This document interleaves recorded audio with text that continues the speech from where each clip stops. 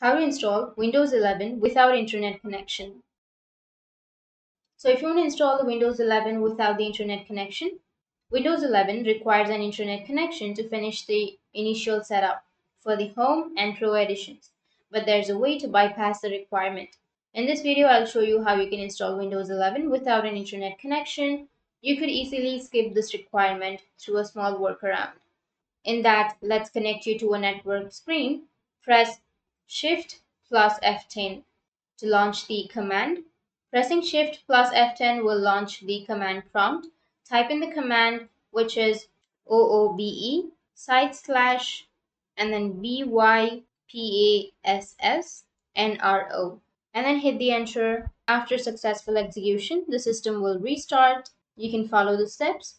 When you reach the Let's Connect You to a Network option on the screen, click I don't have internet on the left side, and then click on the limited setup to continue. Continue to create a local user account. Once you complete the steps, Windows 11 will finish the installation. Hope this helps.